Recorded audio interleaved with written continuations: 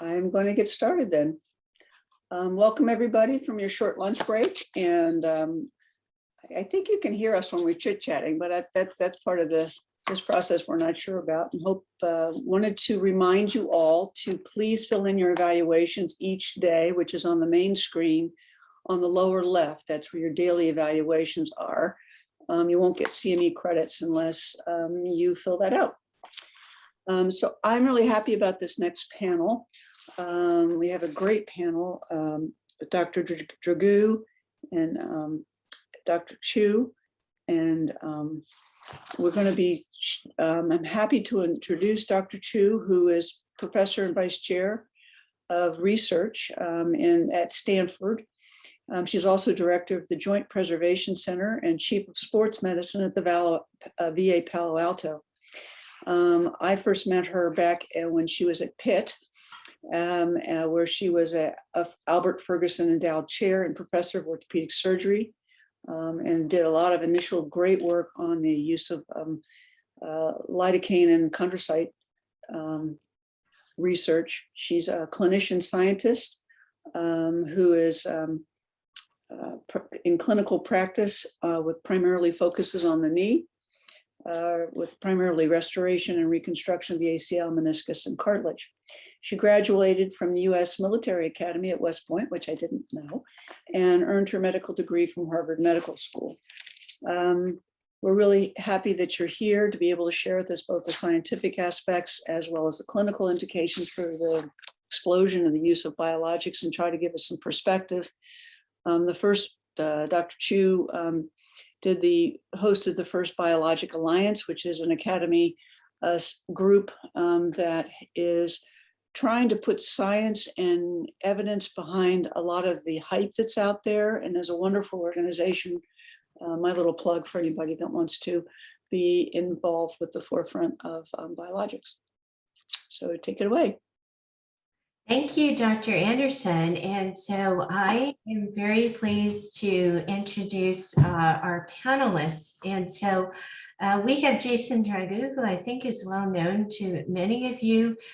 He was a pioneer and a leader in biologics research when he was at Stanford, and he is now the endowed chair and director of the regenerative medicine program at UC Denver.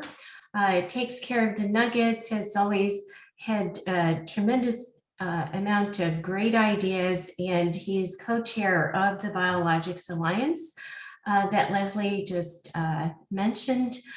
And our third speaker is Dr. Laurie Goodrich, who she is a veterinary surgeon. Specifically, she operates and treats horses. And in her practice, she is able to use culture expanded cells and many other types of biologics in treating her equine athletes and in horses that just need to get back to work. And so she'll be sharing some of those experiences. She is the director of the Orthopedic Research Center at Colorado State University, and she is also the president of the American College of Veterinary Surgeons. And so I know we are the lunchtime speakers, but I hope you'll find what we have to say to be interesting. And we wanted to leave plenty of time as well for questions.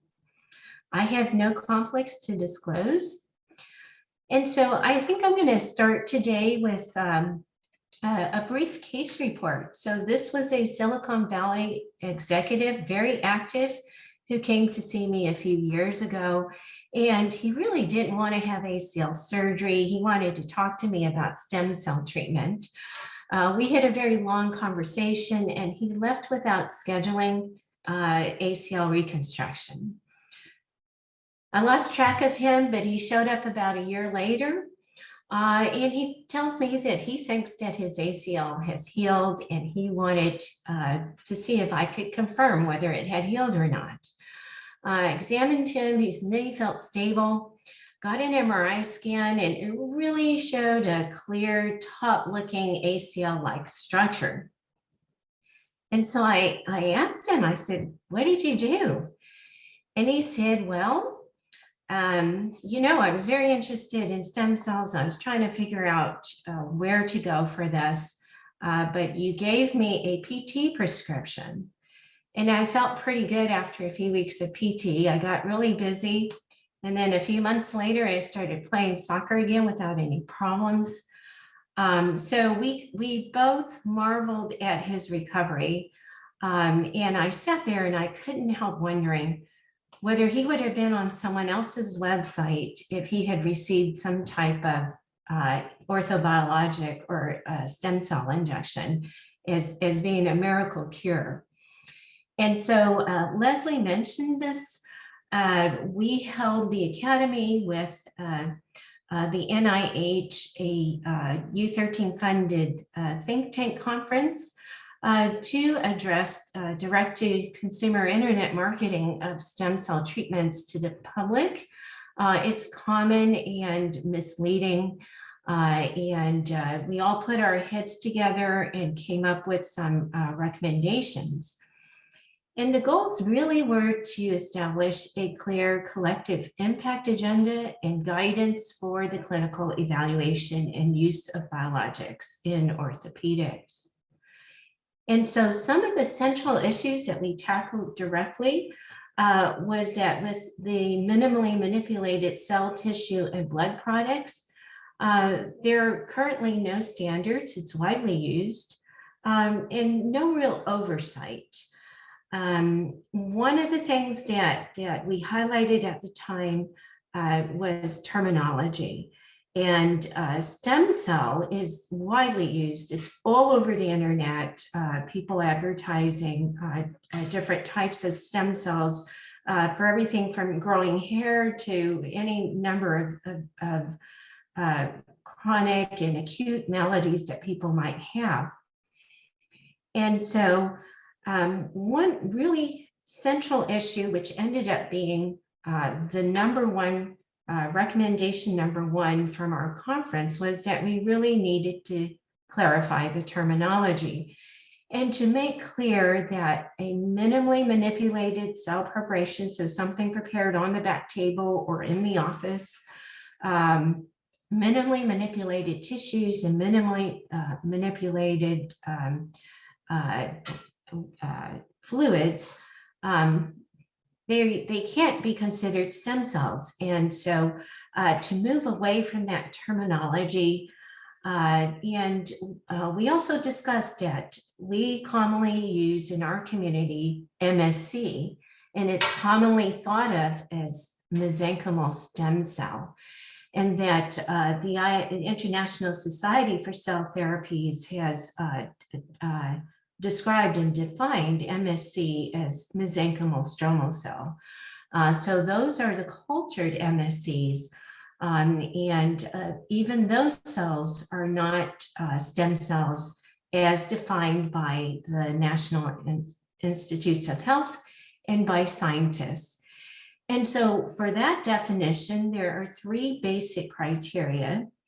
Briefly, a stem cell has to be capable of self-renewal for long periods of time and undergo something called asymmetric division.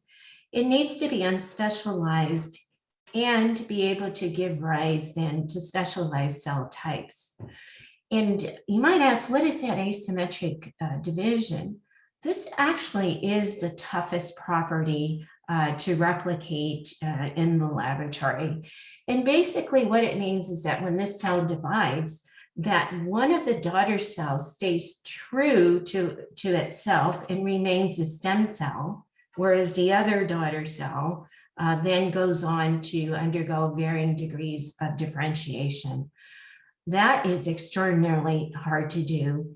And when people have analyzed what percentage of cells in, say, a bone marrow aspirate can actually potentially meet these criteria, the percentages are so small that it's really difficult to consider that a stem cell preparation.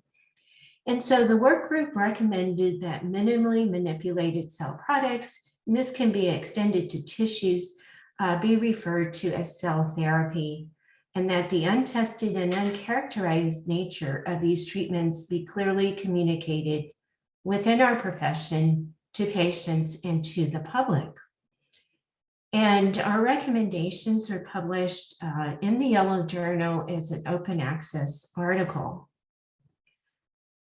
And so, while fewer people from 2018 now refer to these preparations as stem cell therapies, this continues and has even expanded on the internet, continues in clinics across the country and also in academic medical centers, to where the point has been re-emphasized by many of my colleagues in editorials, in additional articles, and Scott Rodeo recently put together an outstanding editorial. It's in this month's American Journal of Sports Medicine that really summarizes in a superb and clear fashion what a stem cell is and is not, and some of the recommendations going forward. But I still think Mark Twain summarizes the situation the best. We need to, I think, to get clarity on the situation, we need to reserve the use of stem cells for cells that truly meet those definitions and come up with appropriate terms to describe the many other treatments that are coming out of laboratories and clinics. And so another question I get asked a lot is whether PRP treatment for knee OA, they're like, just tell me, does it work? And the answer really isn't that simple, but progress has been made in this area. And a meta-analysis published just this year in the American Journal of Sports Medicine from the University of Colorado has found 18 level 1 studies that directly compared platelet-rich plasma treatment with hyaluronic acid for knee OA. And overall, the studies showed improved outcomes of the PRP treated groups compared to the HA treated groups. And the studies that employed leukocyte poor formulations seem to show that these formulations may have better results. And so they're looking at the best available data. And so it sounds promising for PRP. There are some details, again, just this is part of the landscape, is that the biologic products and methods of preparation are highly variable. Individual patients have very different biology, and we do continue to need better standardization of how we're going to be reporting on outcomes and exactly what the patients might have gotten. I think one of the key points I do want to mention is that few insurances today cover PRP treatment. And so many patients do opt for just a single injection. And then the review that I just mentioned, there was only one study that compared a single PRP injection against hyaluronic acid. The rest had multiple injections, with most using a 3 injection series. And so in my own longitudinal PRP study, where currently it's ongoing, we have 100% follow-up. We're looking at patients with early to moderate knee OA and giving them a 3 injection series of Leukocyte Poor PRP. And overall, with the patient-reported outcomes, we are seeing at the 6-month time point significant improvements to pain, stiffness, and function. And these are main improvements. If we look at our gait metrics, which may not be playing here, which is too bad. Let me see if I can get this to go. So this individual on the left was the pre-injection, and on the right, the post-injection. and he is limping badly here. And in this right video, he's really walking faster, loading his joint better, and he's standing more upright, having a much nicer posture. And so what we did find was that patients who reported that they felt better, they actually walked better. And so the gait analysis is a nice quantitative functional outcome that can help us better differentiate between a physiological response and a placebo response. It is an interesting finding. We also did MRT2 mapping. And while those who felt better loaded their knees more, we actually saw in some instances that the greater loading correlated with increases to the MRI T2 map, suggesting increased cartilage damage. And so overall, when we evaluate the individual patient data, it really showed that we had a group that improved, but not everyone improved. And the blue lines show a 20-point increase in the normalized WOMAC pain score, which is considered clinically significant. And we saw about a third of patients achieving this through the 6-month follow-up. There was also a smaller group that reported worse outcomes, and about 7% worsened. The majority of patients are in this middle group where most showed improvements, but didn't reach that clinically meaningful threshold. And so I think overall, providing the PRP treatments, I think you can expect to see a significant improvement in symptoms in some patients, but not everyone, and a small portion worsen over time. And the MRI outcomes we need to continue to follow. And the last thought I'd like to close with is that for the most part, PRP and other minimally manipulated autologous treatments performed at the point of care have not shown major issues or major complications. What we're seeing though is this is not true of products that you're not making yourself just before giving it back to the patient. And the Biologics Alliance and others have a paper in press highlighting some of these complications. So just something to keep in mind. And so bottom line, really important to understand what you are and are not giving, and where the status of the science is very early. Know what you're giving. The autologous products that you're preparing yourself in sterile conditions, similar to an operating room or clinic setting, are low risk. Some of the other products need a little more scrutiny, and try to contribute to the emerging body of evidence. This can be done through clinical trials or participation in registries, many of which are in progress or forthcoming. And with that, I would like to thank you for your attention and hand this over to Dr. Jason Dragoon. Well, thank you, Connie. That was excellent as always. Great to be back with all of you guys. I miss the water. I miss all of you guys. So again, thanks for having me here today. And Connie wanted me to share a little bit about what we're doing in biologics in the clinic. And I think our center is going to match many centers throughout the United States on the main issues that we're using biologics to treat. So overall, there's 3 real main areas in the clinic. Number 1, osteoarthritis, and Connie touched on that. Number 2, tendinopathy, and number 3, muscle injury.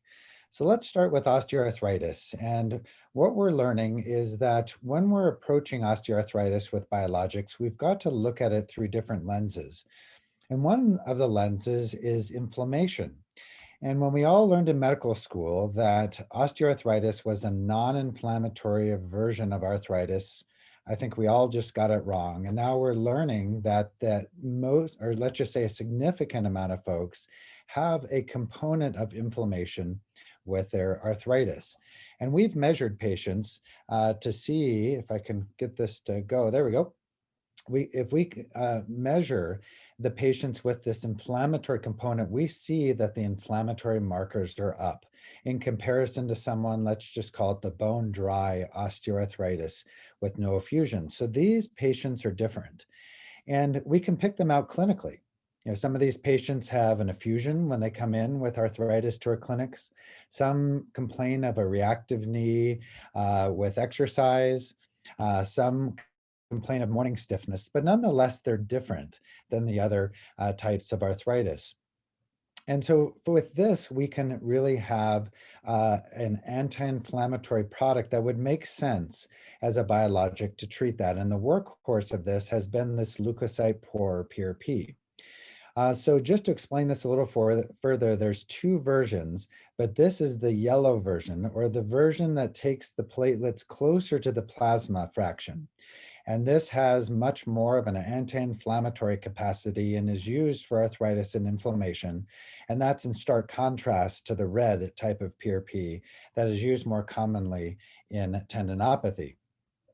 And Connie touched on this article that we produced, which is the summary of the randomized controlled trials. And everything, of course, that Connie said is correct. It's not a perfect article. It's not perfect data, but this is the best that we have. And as we reflect on the best that we have, we see that all the markers favor the PRP versus the hyaluronic acid. And just as importantly, to the right side is this table with negative values. And this negative values, per the way that we did the data, suggests that the Leukocyte Poor Prp is more effective in really every category, every measurement of PROs than leukocyte rich. So for those of you that want to use PRP as part of your armamentarium to decrease symptoms of arthritis, especially in patients with arthritis, or sorry, patients with inflammation, at least now we have some good level of evidence to cite to our patients. But here's the truth. What about those patients with bone dry osteoarthritis? And at least my experience has been that PRP has been much less effective in this group, because of the reality is that if PRP is good at being an anti-inflammatory and they're not inflamed, they might not have much of an effect. And this is the point where I've been considering and been using the adipose preparations. What's the data look like? Well, not much. There's randomized controlled trials. All of them have showed that there is improved outcomes. So it seems as though that as we're looking through the trials, they all say that they work, although the trials are not high level. But the question is, well, why do they work? Why do these cell preparations work? And I think the big strong answer is that they're good pain relievers. And they work by activating the mu opioid receptors, believe it or not, and pretty strong evidence, which we cited there above, that show that they have good pain relieving capacity. Yes, they have anti-inflammatory capacity, but in our circumstance here with a bone dry arthritis, maybe not so useful. No evidence at this time that they can rebuild tissue, but I'll show you some of our trials where that might change as time goes by. Well, what about this whole field of adipose processing and the use of cellular therapy? It's blossomed, as you can see. So these are the different preparations, and it's just this alphabet soup of numbing amounts of ways to prepare the fat. But I wanted just to kind of narrow this down to a couple of things. Number one, micronized fat is a big category of breaking down the fat tissue with the use of screens and filters and, believe it or not, ball bearings to get the size of the fat particles low. And when that is the case, they can exert more of a biologic effect. For those of you who are worried about the FDA and getting under the microscope of the FDA, this is the only adipose-derived product that has FDA approval. So that may be important for some. Of note, this isn't a cellular therapy per se, because the cells aren't separated from the fat, but the fat clusters act as the biologic agent. That is in contrast to syringe emulsification, or taking these fat globules and further downsizing them to nanofat, which then takes this yellowish fat consistency and it really turns it into a milky kind of consistency. The bad news about this is that this isn't FDA approved in modern day FDA thoughts as far as the regulatory environment. The good news is this is non-enzymatic, because that's the true stop of the FDA, because no enzymatic therapy is allowed. So at least this does not contain enzymes. And what we've been doing then is that when we separate this syringe emulsified fat, then we spin it down one more time. And you can see at the bottom of the tube here, you get a pretty good collection of more cellular type of product. Now, how do we get the fat in the first place? Either from the abdomen or the thigh. And I just want to make sure, again, we highlight at the bottom here of the box, be careful of buttock harvest, because there are plenty of patients that say, you know, my abdomen's okay, but I'd like a little bit off the backside. Well, be careful. Major complications have arisen from harvesting fat from the gluteal region because of gluteal arterial rupture. So please be careful. The secret of this is to allow plenty of time in between this mix that I have in the center of the screen. That's the fluid that sits amongst the fats and prepares it to be aspirated using normal liposuction technique. But this requires at least 20 minutes.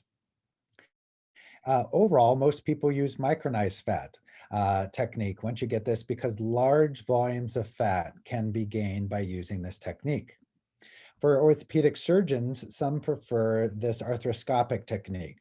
So this is one in the literature here where you can see that the arthroscopic shaver system collects the fat in a canister, and then it can be, again, injected into the knee after preparation. The key thing to distinguish here is that the microfat technique does not work with this kind of fat harvest. And the reason is because the fat pad resection only gives you around 10 cc's of fat. So it is not enough to process using the microfat technique. And so therefore, the syringe emulsification technique would be required. Overall, I just wanted to show you the surgical technique because, you know, even if you guys aren't planning on using the cellular therapy, it's a technique that you can use with other technologies such as juvenile cartilage, even the Macy technique, repurposed adult cartilage, fragmented tissue, etc. So here I prepared the base of the lesion, taken off the calcified cartilage layer, added on a layer of fibrin glue, and here I'm pumping in the matrix here of decellularized cartilage, right? So it's the glycosaminoglycans without the cells, and then I added the fat preparation with it. And you can see it provides a really good patch from time 0. We'll put another layer of fibrin glue just to create a little biologic cocoon over this area. And then as far as the rehab concerned, it's really the same as microfracture, being on crutches for a period of time of 8 weeks. And again, this is how it looks at time 0. So a really good patch from the beginning. And you know, as far as the data of this, there's only one comparator versus physical therapy, but there's lots of emerging data coming here. So stay tuned. We have a ton of trials going on at CU. This is a continuation of our trials at Stanford. You know, bottom line is we're getting our interim results back. So I wished I had them back for you from Europe, because they're independently evaluated by an MRI lab in Germany. But I just wanted to share, even the MRIs are looking great coming back. Not only are the patients doing well, but the MRIs are looking good as far as the incorporation of the cartilage and its matrix into seamless integration with the cartilage. So more to come on this, but our 2-year trials here are coming due here any time. Another perspective of osteoarthritis is subchondral bone, and lots of evidence to suggest that if we see bone signal in the MRI, it's a strong predictor of a pain generator. And there are new data, and this is even using PRP, where this group either gave interosseous injections of PRP along with intraarticular or just intraarticular. And you can see from the graph that they do better with the interosseous PRP injected as well. So there's something about the pain generating capacity of some patients with osteoarthritis. The unclear thing is, this group used the injections, but they didn't trace the injections with an MRI. So they never got an MRI. Imagine the power that if we knew exactly where these lesions are, that we could inject PRP or BMAC or whatever in these lesions and target them more effectively. Here's a case of a subchondral bone and the cyst formation with a chondral defect. And so we would argue that you can't just resurface this, but you'd have to treat the bone. So a technique for all of you for this interosseous injections is to place a K-wire under image guidance. Consider reaming over that K-wire with a 4mm reamer. You can use BMAC if you want, which is the concentration of the bone marrow aspirate. But look at this graph. Feel free not to, right? So this is a lot of George Muschler's data, et cetera. And you see the different harvesting machines. And you can see with the large volume of aspirate, 30 to 60 cc's, and the concentration, you see you pretty much get the same volume or more with just small volume aspirations. So this is a $12 Jamshidi needle, and at each spot in the iliac crest, just a 1 cc aspiration at each of these. So BMAC in itself is not required. And then you have the drill bit, the reamer that's still in the bone, and you can see how with a long needle you can inject this BMAC or PRP right into the area that you have cleared and reamed and really created an improvement in its biologic capacity.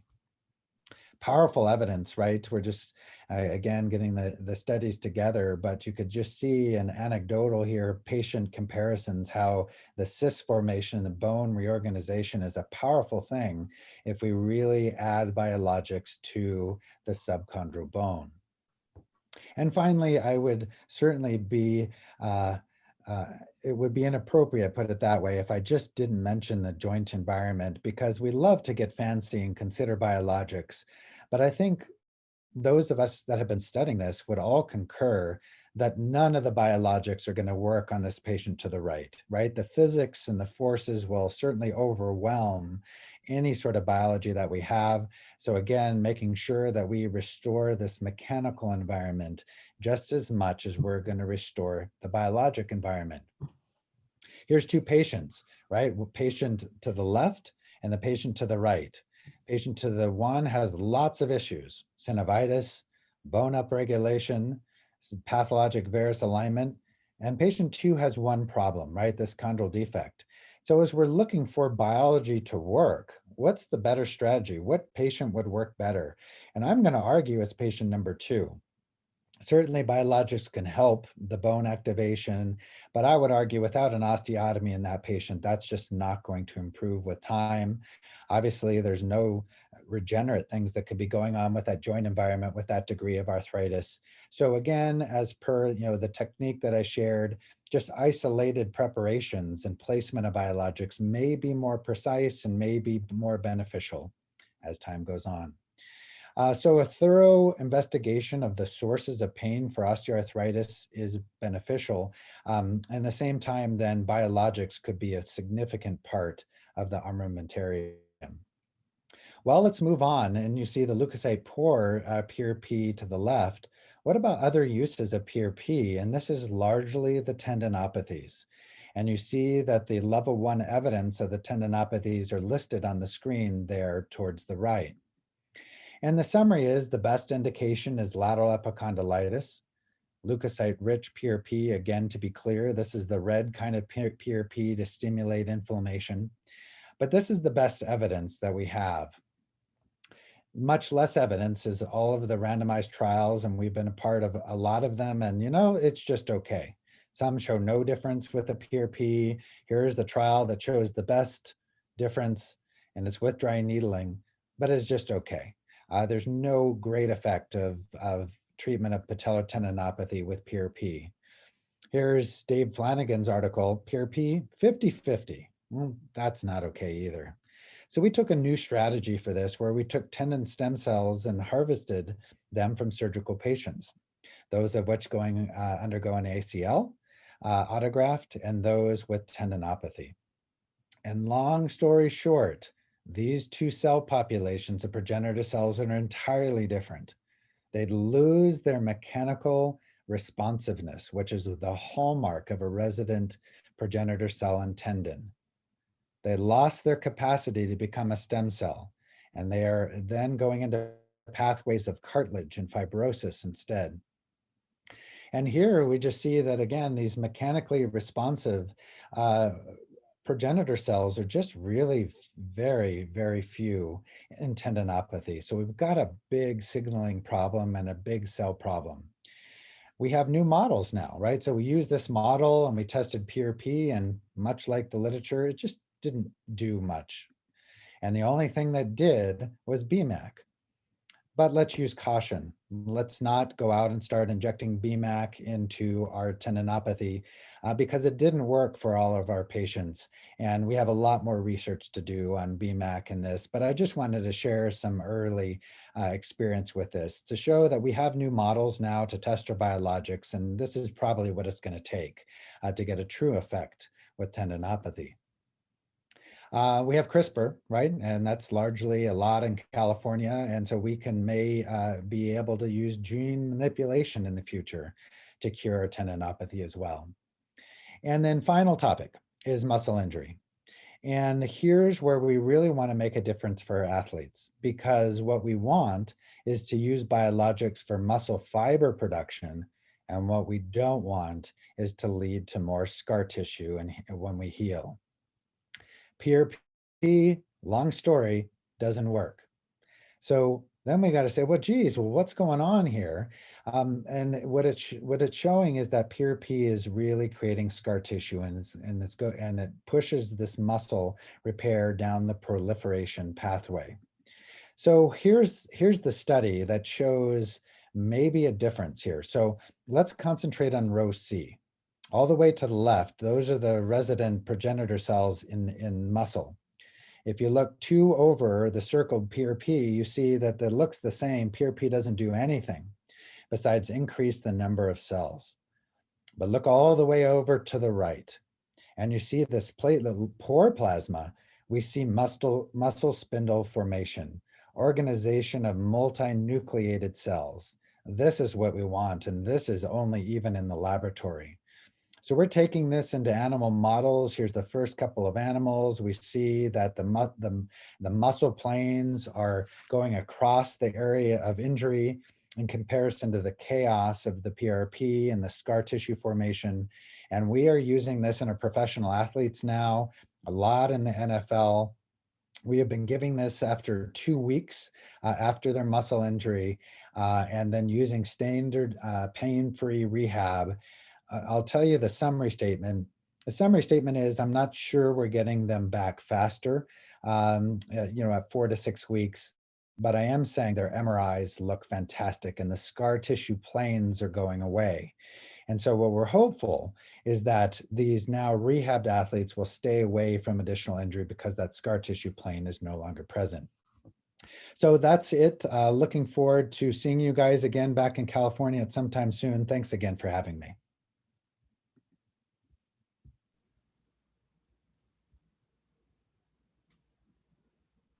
Next, Laurie, I don't know if you can still hear me, guys, but Laurie, great to see you. Looking forward to hearing what you have to say. Great. Thanks, Jason. Okay, we'll see if I can share my screen here and put it on presentation mode. Can you guys see that? Yes? Yes. Yes. Great. Perfect. Yes. All right. So thanks everyone, and happy to be here. Honored to be at the orthopedic conference. I wish it was in California too. I had the privilege of, I work both with Connie and with Jason. And I had the privilege of doing a sabbatical at Stanford several years ago. So I wore my Stanford shirt just in honor of that great time at Stanford and in California. So without further ado, my talk today, Connie asked me to give a talk on new directions in stem cell therapies. The Orthopedic Research Center at Colorado State studies many musculoskeletal problems, mostly in our equine athletes. And so I'm going to talk to you about two new directions that we have been studying for our equine patients, but we also, in our new center, our Translational Medicine Institute, we translate a lot of our therapies to humans and people, obviously, and back to our equine patients. And for those of you that don't work with horses much or are not horse advocates, our equine athletes undergo very similar injuries to what human athletes do. And so our goal, my goal as an equine surgeon, again, is to get my patients back to athletic sport successfully and to recover from joint injuries, bone injuries, and subchondral bone issues, as Jason just spoke about, as well as tendinopathies. And so we use regenerative medicine quite commonly in our patients, and we have a little more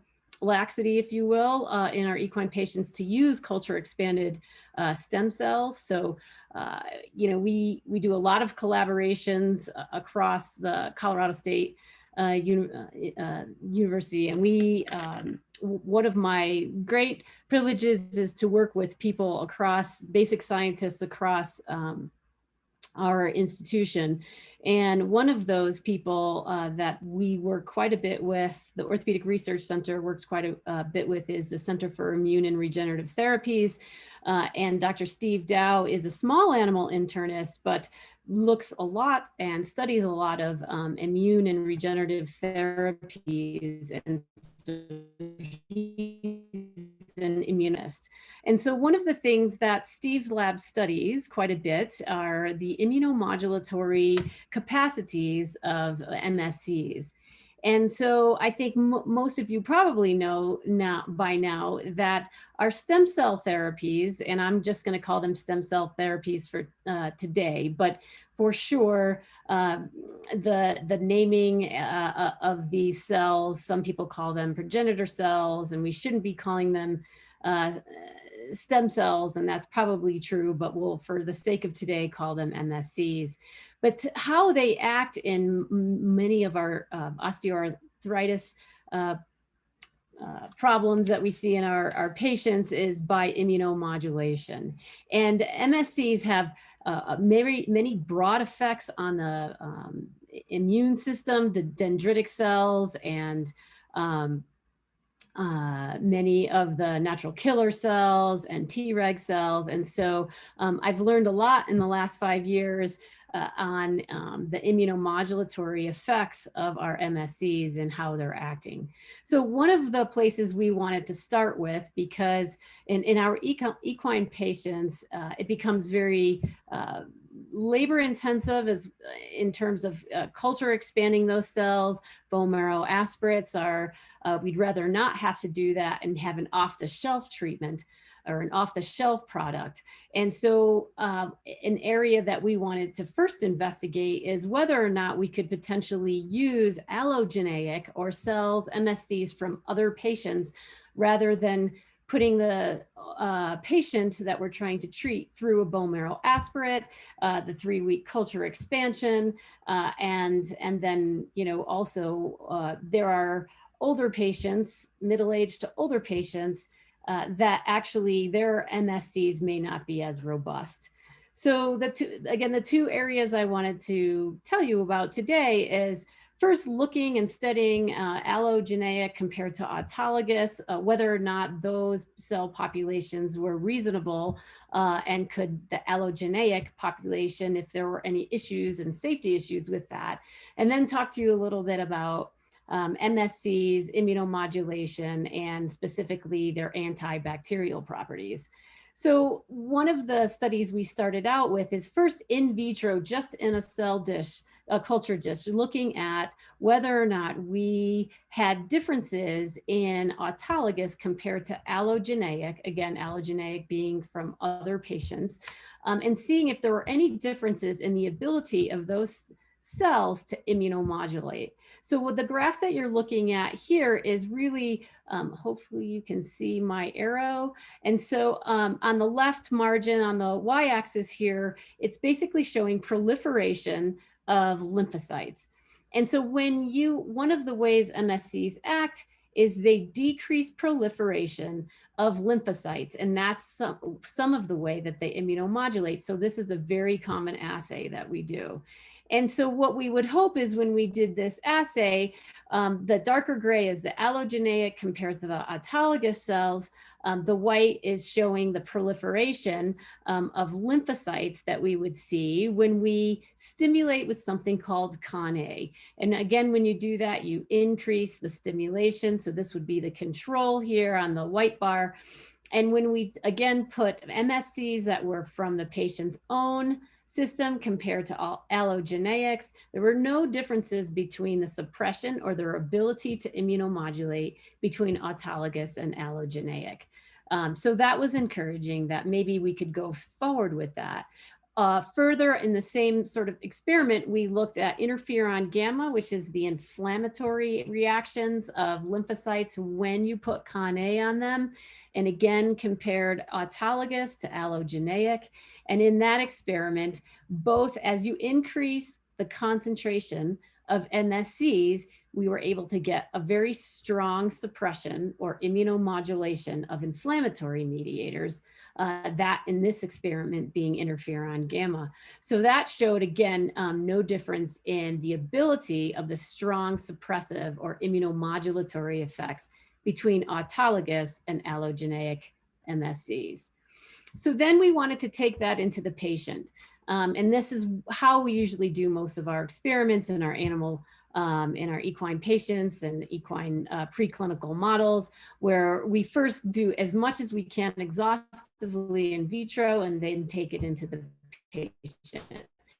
So then we took normal joints, and this is showing what we would call the fetlock joint in the horse, or the metacarpal phalangeal joint, easy joint to aspirate. And in this experiment, we took MSCs that were allogeneic and compared them to autologous MSCs in normal joints. And we just looked at things like inflammatory reactions, so nucleated cell count. The blue bar is autologous or allogeneic, and the red line is autologous.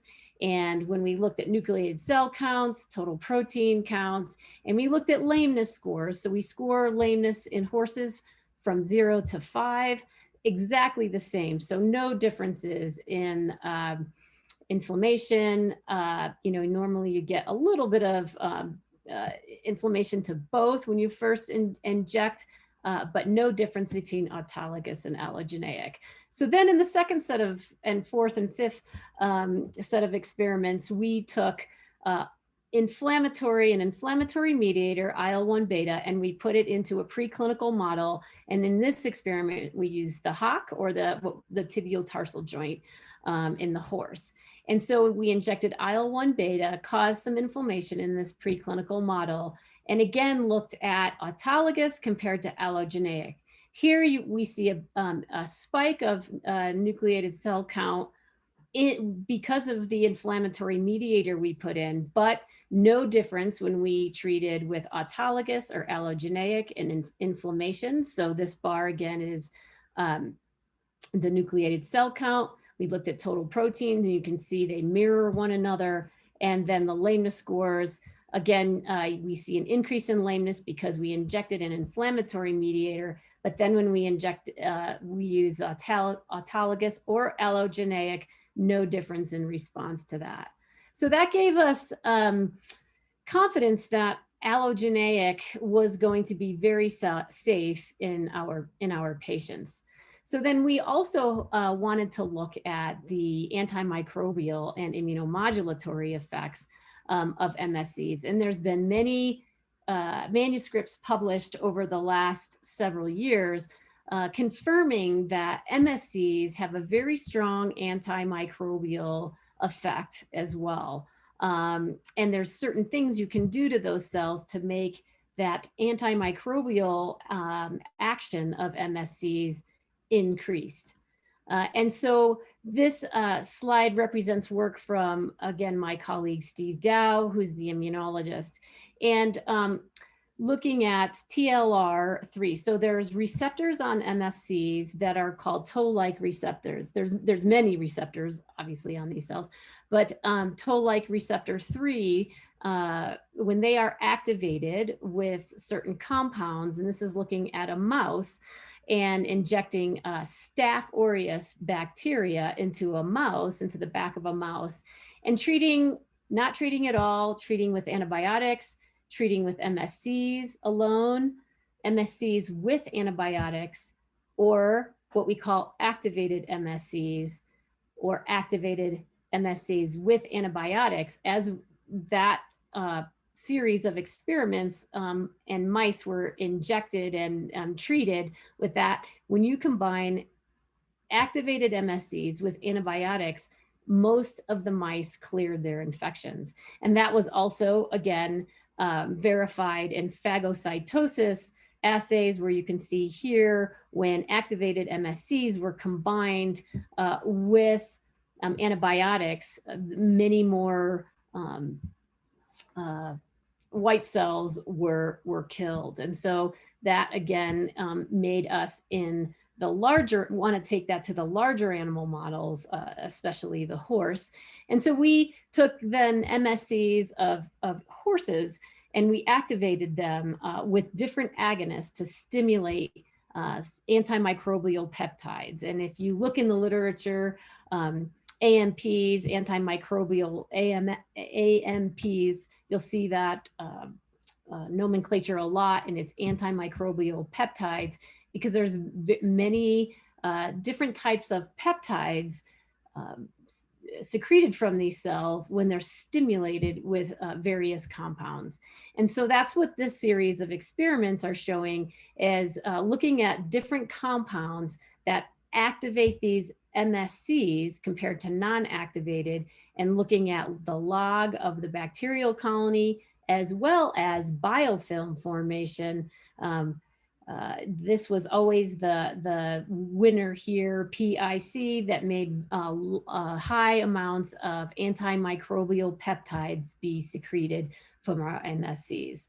So again, in cell culture, we did a lot of confirming of this, looking at different compounds, looking at different plating densities, looking at time of activation, because there's a certain optimal period of time to activate these MSCs, and looking at different serum sources. So obviously don't have all the time that I would like to tell you the results of those, but again, just confirming that we were very effective in activating these MSCs and decreasing bacteria and biofilm formation with MSCs.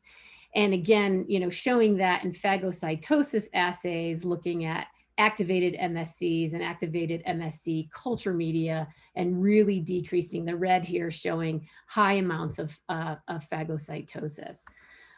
So the last few slides, kind of a really exciting preclinical trial that we've just completed. So just hot off the press, where we have verified that when we activate toll-like receptor 3 receptors on MSCs, we can really make big strides in treating septic arthritis in the equine model. So this is just showing, again, very briefly, a preclinical model where we had 4 horses that were subjected to staph bacterial injection into the tibiotarsal joint.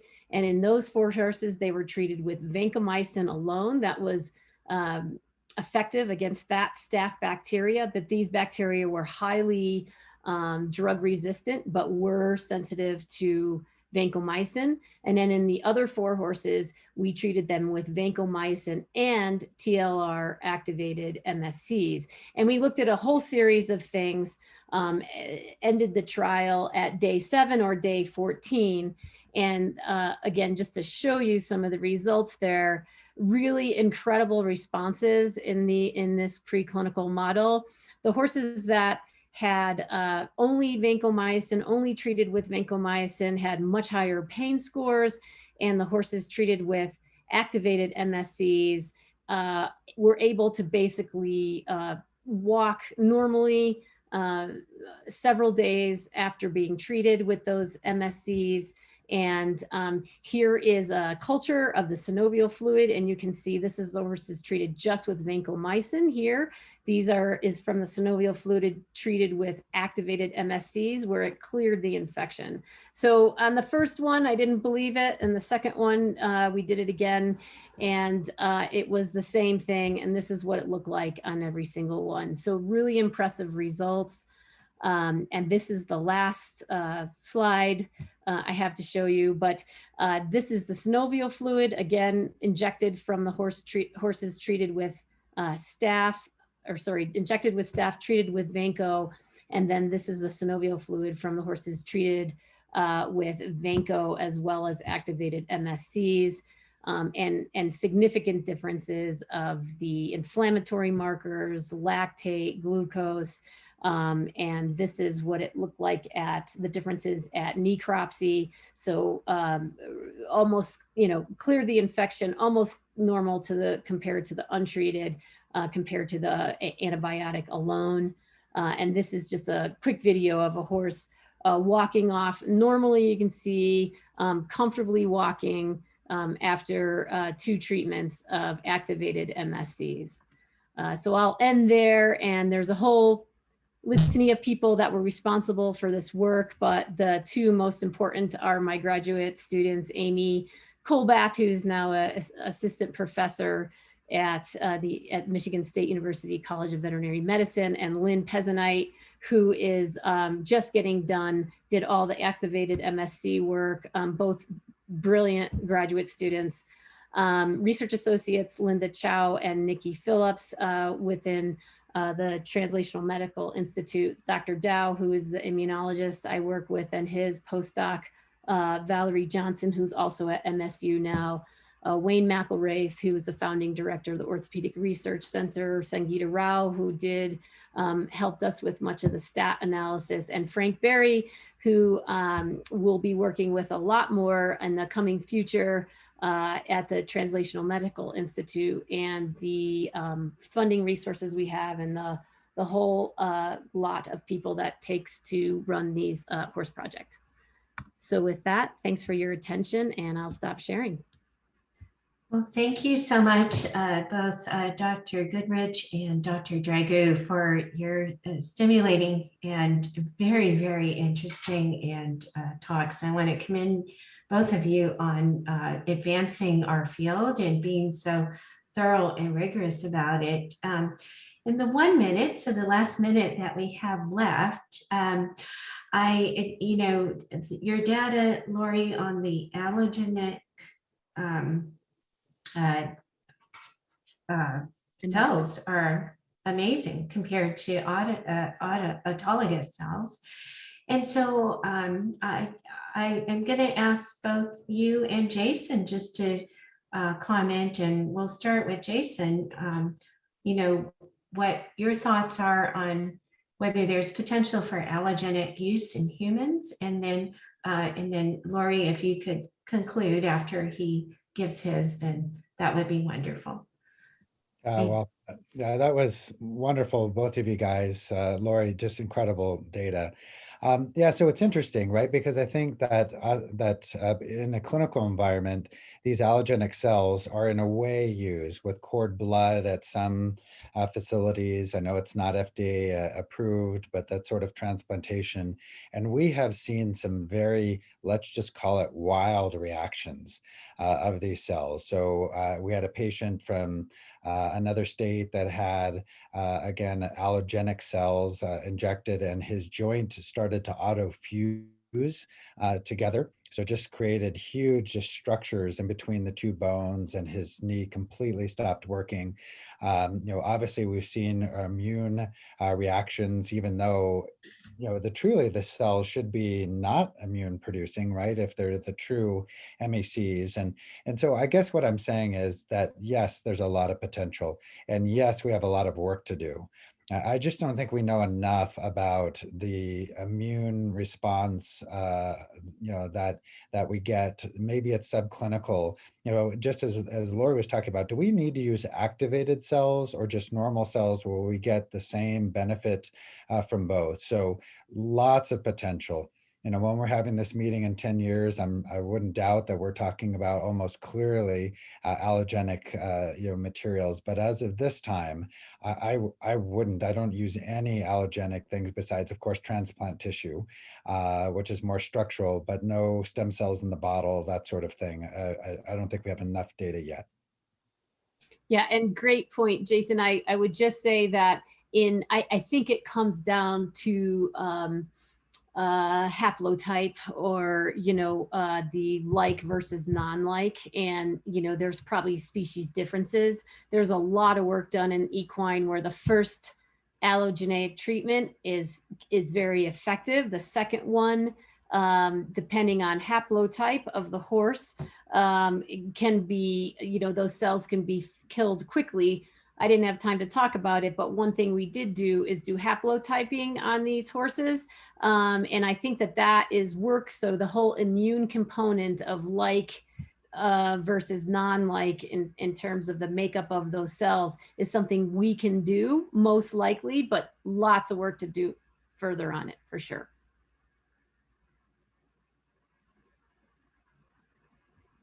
Thank you. And so if we're able to, there is one question regarding the orthobiologic studies referenced whether adequate placebo injections were utilized. Is that for Jason? Yeah. I don't know. Because we all went through so many different studies. That's hard. Few of them. What can we say? That randomized controlled trials in the clinic are oftentimes due to a comparator that is a standard, let's just say, or known gold standard or best treatment known, and not with a saline comparator. Many reasons for that. One is recruitment. The other one is that we know that these placebo treatments of saline also have an effect of decreasing symptoms, and that's been pretty well described too. So the answer, I think, overall is no. Not all of the treatments that we reference, not all of the randomized controlled trials, and matter of fact, very few in biologics use a saline control. And instead, I'll give you an example just for clarity.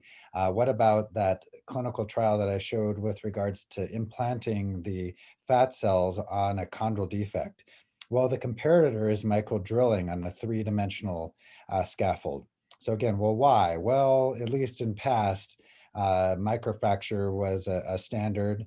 Now, maybe microdrilling can be considered a standard. So we want to compare it against something where there's an actual filling of a defect rather than saline.